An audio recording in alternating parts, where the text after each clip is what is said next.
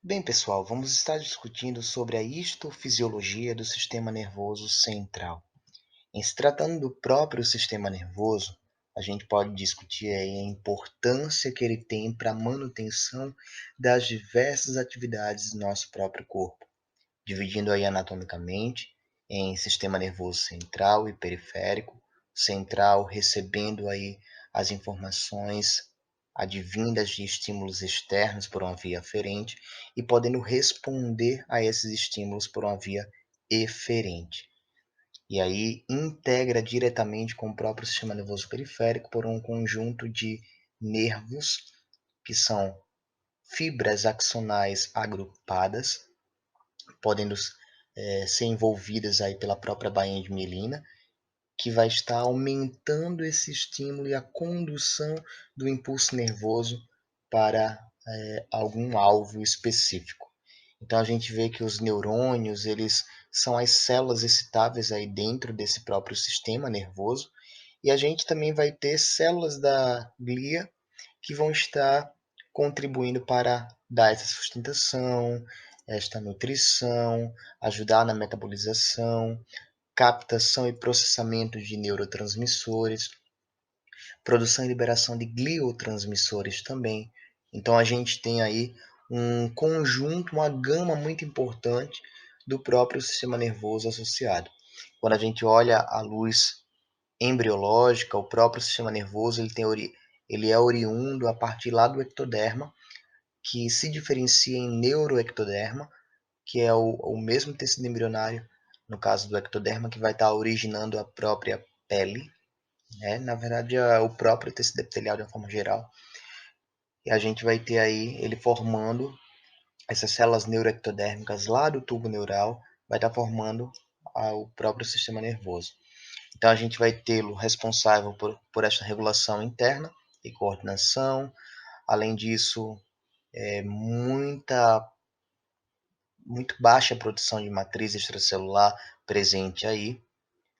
A gente vai ter ele bastante vascularizado, o que é extremamente importante para a nutrição dessas próprias células.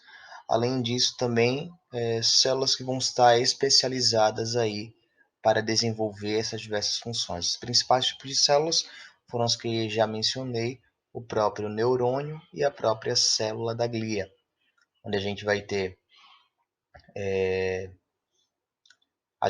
encontrar as células específicas aí nesse local, como os astrócitos, micróglias, células ependimárias, células específicas que vão estar produzindo a bainha de mielina, oligodendrócitos, células de Schwann. Então, são vários tipos de células aí nessa região. Além disso, também a gente pode ver diversos aspectos fisiológicos do próprio cérebro, que é aquela estrutura anatômica que a gente vai estar vendo, que tem um papel crucial aí para a regulação das diversas ações do nosso corpo. Então, ele é o principal órgão que vai estar sendo protegido pela calota craniana, por ossos específicos chatos aí que se encontram anatomicamente envolvendo essa estrutura que é mole, sensível e que está integrando só as diversas funções do nosso corpo. Recebe as impressões sensitivas, por exemplo, o toque, uma sensação gelada, quente, ou o próprio estímulo doloroso vai estar ascendendo aí por uma via aferente, por troncos que estão dentro da medula espinal, para levar lá para a área somatosensorial, lá no nosso encéfalo. Então, vai estar elaborando também, em resposta a isso, reações motoras voluntárias. Por exemplo, quando a gente decide andar daqui para uma determinada esquina, nosso córtex pré-frontal está mandando essa mensagem lá para a via motora, e neurônios motores vão estar desempenhando esta ação. Além disso, também é sede das operações psíquicas mais complexas e elevadas. Então, tem muitas áreas do cérebro que estão desempenhando aí funções específicas e não se sabe completamente todas as funções de todas as áreas do cérebro.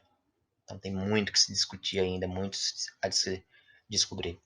Além disso, o córtex é responsável pela aprendizagem, o hipocampo ele está não só associado à memória, mas também à própria aprendizagem. Estrutura essa que se encontra aqui mais internamente na região do lobo temporal, mesial. Então a gente vai ter essa aprendizagem e memória sendo formada aí pela circuitaria neuronal presente nessa região. Além disso, análise de informações, respostas motoras, integração de sinais sensoriais, muitas dessas informações mencionei já anteriormente. Além disso, também, o próprio sistema nervoso ele tem uma porção autonômica, diferente da somática, que responde a estímulos aferentes externos e vão estar dando uma resposta motora. O sistema nervoso autônomo ele também tem fibras intrínsecas que vão estar mandando a mensagem, e a diferença crucial é que essa resposta independe da nossa vontade. E muitas vezes a gente não consegue sentir essa resposta. Então ele vai estar regulando a homeostase do nosso corpo, controlando as diversas estruturas internas. A gente vai ter um aglomerado aí de neurônios que vão estar saindo da medula espinal e formando essas fibras específicas. Vocês vejam aqui ó, o próprio tronco encefálico, saindo aqui fibras nervosas, um grande nervo específico que faz parte do sistema parasimpático, o nervo vago, que ele vai estar se ramificando aqui, indo para várias vísceras do nosso corpo. Vocês vejam aqui tanto a parte cranial quanto a parte sacral, por isso que é crânio-sacral, conhecido aqui o do parasimpático, e o simpático ele vai estar na parte mais cervical, aliás, na parte torácica e lombar, por isso que é tóraco-lombar. Então eu vou ter fibras aqui saindo e sendo tanto fibras pré-ganglionares quanto fibras pós-ganglionares, indo para as diversas áreas do nosso corpo para estar aí regulando as diversas ações do nosso corpo. Ações essas que são cruciais para a manutenção do nosso corpo, como por exemplo, o sistema nervoso simpático, a gente vai ter aí conhecido mais daquela luta ou fuga, e vai estar exatamente recrutando energia, gastando energia. Essa é uma característica muito básica aí do próprio sistema nervoso simpático. Já o parasimpático não, ele vai estar mais no repouso, mais de produção de energia, por isso que vai ter um grande estímulo aqui da via gástrica, do trato gastrointestinal. Tão simpático, enquanto ele dilata a pupila para receber mais luminosidade, o parasimpático ele vai estar contraindo. A gente vai ter aqui ele acelerando o simpático, a força de acelerando os batimentos cardíacos de uma forma geral e aumentando a força e a frequência cardíaca. Já o parasimpático faz o efeito oposto, diminuindo essa força de contração e essa frequência cardíaca. A gente vai ter aqui no trato gastrointestinal o parasimpático executando um estímulo, um papel estimulatório, estimulando aí o peristaltismo, os movimentos que vão estar acontecendo no trato gastrointestinal, as secreções. Então, ele estimula o peristaltismo, enquanto o simpático não. Ele vai estar inibindo o peristaltismo e a secreção. Mas ele também, o simpático, no trato gastrointestinal, a gente vai tê-lo também estimulando os esfíncteres para contrair. Porque, no geral, se a gente está numa situação de estresse, luta ou fuga, ele quer redirecionar toda a atenção para os músculos, aumentar a vascularização dos músculos, preparando o corpo para fugir. Então, não faz sentido a gente estar focando na parte digestória, no trato gastrointestinal. Vocês vejam também que ele dilata os brônquios para receber mais, aumentar a frequência respiratória, receber mais ar, mais oxigênio. Já o parasimpático não, vai fazer a broncoconstrição, enquanto o simpático faz broncodilatação, o parasimpático faz broncoconstrição. Então esses são alguns estímulos aí que são desempenhados pelo sistema nervoso autônomo que vão estar regulando as diversas ações do nosso corpo e, na maioria das vezes, a gente vê que eles são antagônicos. Lógico que a gente vê que são fibras nervosas também que vão estar entrando nos nervos, nos diversos nervos do nosso corpo, e indo para as diversas regiões do nosso corpo, de uma forma geral. Beleza, mas vale ressaltar também que dentro do próprio sistema nervoso, a gente pode encontrar corpos celulares de neurônios. No cérebro, de forma geral, a gente vai ter o cérebro sendo processado, quando faz um corte histológico, a gente vai conseguir ver uma região mais concentrada de corpos celulares, que é confere aí a substância cinzenta, onde a gente vai ter corpos celulares de neurônios, dendritos, porções não mielinizadas dos axônios que vão estar saindo dali, algumas células da glia também. Vocês vejam aqui na substância cinzenta astrócitos protoplasmáticos, que vão ser característicos dessa região, então a gente consegue diferenciar. Já na substância branca, ó, a gente vai ter os astrócitos fibrosos, diferente. Então, os protoplasmáticos, que a gente vai estar discutindo melhor mais à frente. Aí vocês vejam aqui também que na branca a gente vai ter mais a fibra do neurônio, mielínica, então por isso que é caracterizado o branco, a presença da bainha de mielina aí nessas fibras. Nós podemos encontrar astrócitos também, células da micróglia, são basicamente os prolongamentos de neurônios e células da glia que a gente vai ter na substância branca. E isso, de fato, é caracterizado pelo próprio material lipídico da bainha de mielina, o que caracteriza aí o fato do ser branco da substância, né? Então aqui a gente consegue ver mais corpos celulares de neurônios, dos próprios neurônios que emitem os seus prolongamentos axonais, suas fibras cobertas de mielina nessa região da substância branca. Mais à frente eu vou mostrar outra imagem também melhor. Então a gente vê que esse neurônio ele vai estar tendo a função básica de estar recebendo, integrando, conduzindo e transmitindo esse impulso nervoso. Basicamente a gente vai ter um corpo celular, onde vai estar aquela porção central com muitas organelas processando, muita atividade ali dentro, muita produção de moléculas. Os dendritos vai ter aquele papel de receber aquele estímulo para passar esse estímulo em uma única direção do dendrito, corpo celular e axônio. Às vezes a gente pode estar recebendo sinapses não obrigatoriamente nos dendritos, mas no corpo celular também, no axônio também. Lembrando que o dendrito, o neurônio de uma forma geral, é uma célula excitável, que precisa transduzir, ou seja, passar essa informação, esse potencial de ação que vai estar acontecendo aqui.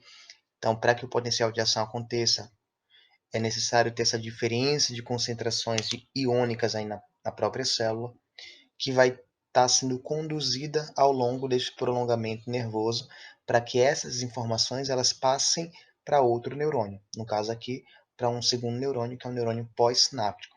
Vai estar recebendo os neurotransmissores que vão estar saindo aqui dos terminais axônicos.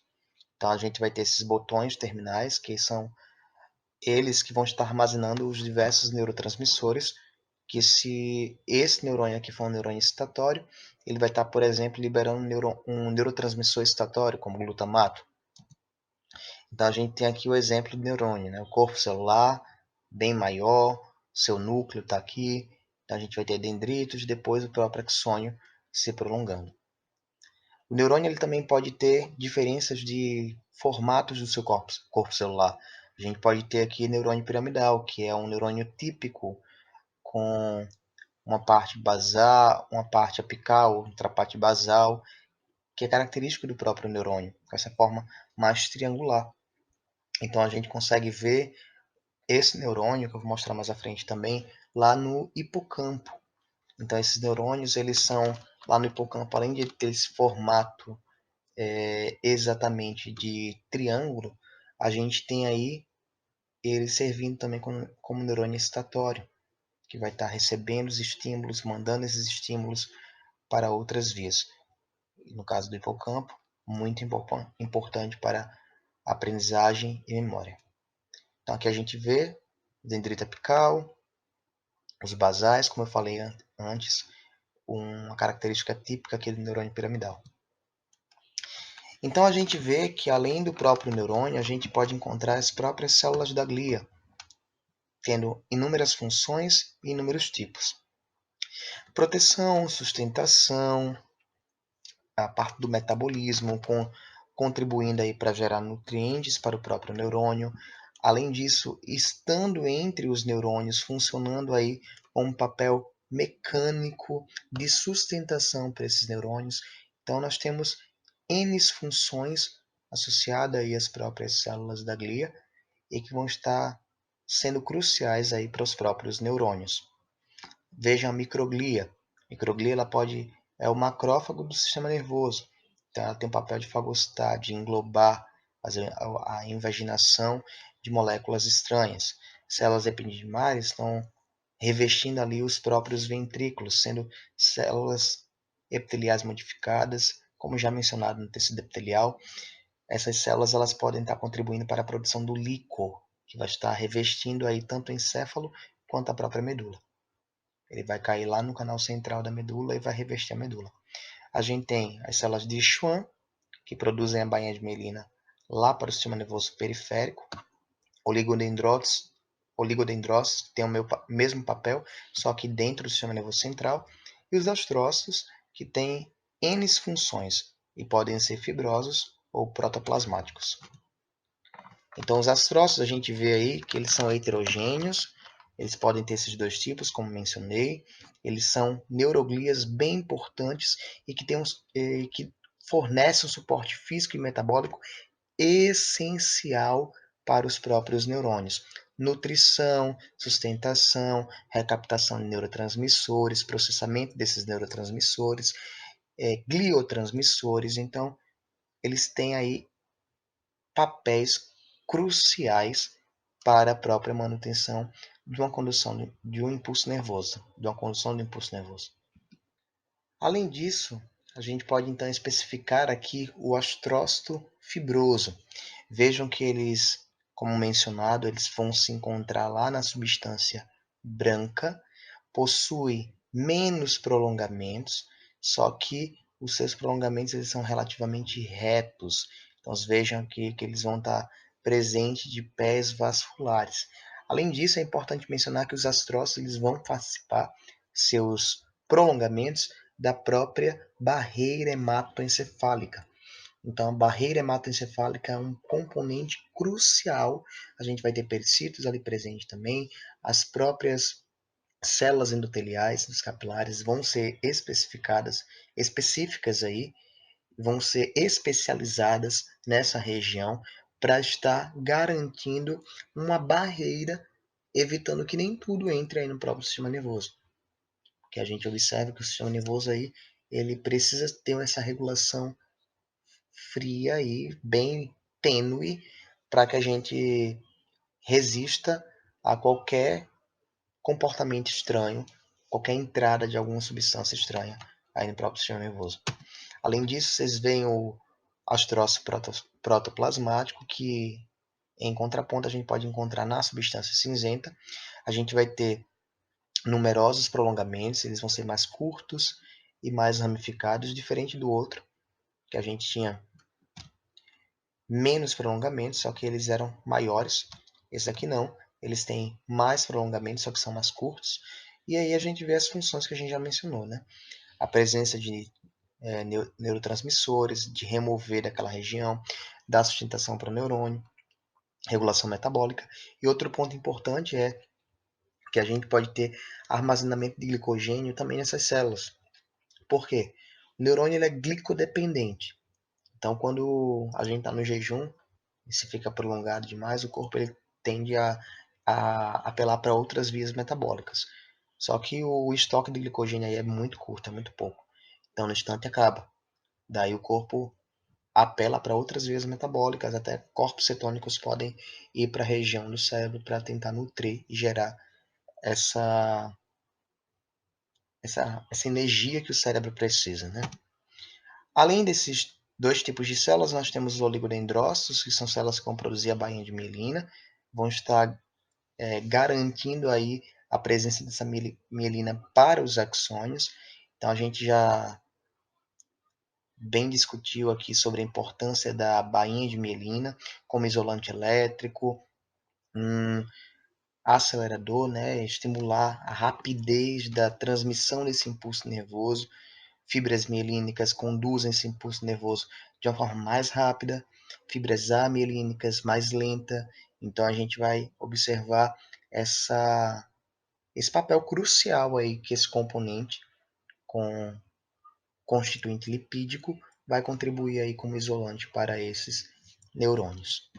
Então vocês vejam aqui exemplos destes tipos de células, de oligodendrócitos, tipos de astrócitos, tá? Só que a gente não vai estar focando nesse ponto na parte prática. Além disso, vocês podem ver aqui na lâmina a substância cinzenta, mais externa, contribuindo aí, formando o córtex cerebral, e aqui a substância branca mais interna. Aqui a gente vai ter, na substância cinzenta, as camadas que compõem aí o próprio córtex cerebral, de mais externas para mais internas. Vamos ter camada molecular, camada piramidal externa e interna, vamos ter diversos tipos de camadas, camada granular externa e interna. Então, são tipos básicos que vão estar presentes aí no córtex cerebral, que a gente não vai estar diferenciando na prática, só que é essencial saber esse tipo de divisão. Além disso, vocês vejam aqui a substância branca bem diferenciada daqui. Nessa parte mais interna, a gente vai ter outras estruturas. Essa estrutura aqui basicamente é o hipocampo, tá? Então aqui nós temos células piramidais, neurônios piramidais, são células excitatórias, que vão se encontrar aqui nessa região, vão ter um circuito bem interessante para a regulação da memória e aprendizagem. Então vocês conseguem ver aqui no aumento maior, vejam os corpos celulares aqui na substância cinzenta, que é a substância branca, e aqui a região CA1 do corno de Hammond, que é do hipocampo, que só para dar um detalhe maior, né, dessa região. E aqui vocês veem o aumento dessa área aqui, que é a substância branca novamente. Eu vou poder encontrar as fibras axonais aqui, outras células, né, de astrócitos que podem se encontrar nessa região. E aqui vocês veem o neurônio piramidal, tá? Que é dessa lâmina aqui do corno de Hammond, da região CA1. Então, vocês conseguem ver aqui a lâmina do cérebro com a substância cinzenta, branca e esse neurônio piramidal. Aqui nessa região mais interna é a região de células granulares do cérebro, que difere dessas células daqui. Estas células são menores, aliás, essas células não, são essas células aqui. Essas células aqui são células granulares, essa aqui é ainda a continuação dessa lâmina aqui, tá? Então estas células aqui elas são granulares, são menores que estas células aqui piramidais. A gente vai falar um pouquinho mais à frente sobre células granulares também lá no cerebelo. Então aqui para terminar a parte do cérebro, vocês veem as camadas do próprio cérebro. Aqui nós temos a camada do cérebro sendo da mais superficial para mais profunda, para mais interna. Então vocês veem aqui a mais superficial molecular, depois uma camada granular externa com neurônios granulares, seguido com neurônios piramidais externos. Depois granular interna, piramidal interna, e aqui células fusiformes que a gente pode encontrar na sexta camada. Daí vocês veem que eu posso ter neurônios funcionalmente com tipos diferentes, neurônios eferentes que vão estar mandando resposta por via tratos do encéfalo para a medula para ir para algum músculo, por exemplo. Aqui neurônios de associação que vão fazer integrar as informações, por exemplo, entre uma via eferente com a via aferente. E aqui a gente tem interneurônios também, podem ter caráteres inibitórios, excitatórios, então a gente tem uma gama de neurônios aí dentro do próprio córtex. Além disso, o cerebelo. O cerebelo também faz parte do sistema nervoso central e ele vai ter funções específicas, como, por exemplo, regular o equilíbrio, regular também a própria motricidade, que está piamente associado. Ele tem vias de conexões com a própria visão, que a visão também está associada ao próprio equilíbrio. Então a gente vai ter a coordenação tênue ali, bem interessante, bem minuciosa aí do próprio movimento voluntário. Então ele vai estar fazendo essa manutenção também na postura. Beleza, então a gente vê aí o mesmo padrão encontrado no cérebro e no cerebelo. Substância cinzenta externa e a substância branca interna. Então a gente vai ver um conjunto de corpos celulares de neurônios aqui presentes na substância cinzenta e aqui mais internamente a substância branca. Lembrando que na substância branca, tanto no cérebro quanto no cerebelo, a gente pode encontrar grupos de neurônios que são chamados de núcleos, que estão deslocados. Ele pode estar presente na substância branca. Isso no sistema nervoso central. Quando é no periférico, a gente chama de gânglios. Ok, então aqui no cerebelo, a gente pode ver a substância cinzenta sendo dividida em 3 camadas. A gente vai ter a molecular. A molecular ela é marcada aqui por dendritos, tá? Então a gente vai ter, a gente vai estar vendo aqui, a gente mal vai estar vendo os corpos celulares. É o mesmo padrão lá que a gente vai estar marcando aqui bastante dendritos. Vamos ter aqui uma camada intermediária, que é a camada de células de Purkinje. Veja que a célula de Purkinje é uma célula bem gigante. Aí compara esta célula aqui com a própria célula da granulosa. Veja que célula bem pequena. Então a camada granulosa, as células são bem menorzinhas quando comparada à célula de Purkinje. Vocês vejam o tipo de célula granulosa e compara lá com o neurônio piramidal que eu falei para vocês antes, né? Que ela é bem redondinha e difere do neurônio piramidal, que o neurônio piramidal ele era um formato ali de pirâmide, como o próprio nome já indica. Então aqui a gente reitera camada molecular no menor aumento, camada de células de Purkinje e a camada da granulosa.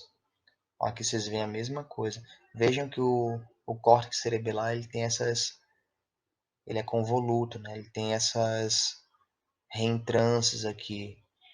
Ele não é linear, né? Então, vocês estão vendo aqui substância cinzenta. Substância cinzenta ela vai daqui até aqui, tá? Daqui até aqui vocês conseguem ver a substância cinzenta. Essa porção mais externa é a camada molecular, intermediária, célula de Purkinje, camada de célula de Purkinje, e aqui vocês veem a própria camada granular. Quando a gente olha mais internamente, toda essa parte interna aqui, ó, aqui e aqui também, são onde a gente vai ter aí as próprias fibras axonais envoltas por mielina.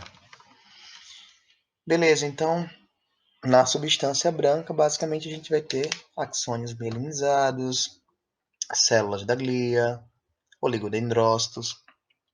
A gente não vai ter corpos de neurônios e a gente vai ter esse papel aí da substância cinzenta ser mais externa e a substância branca ser mais interna.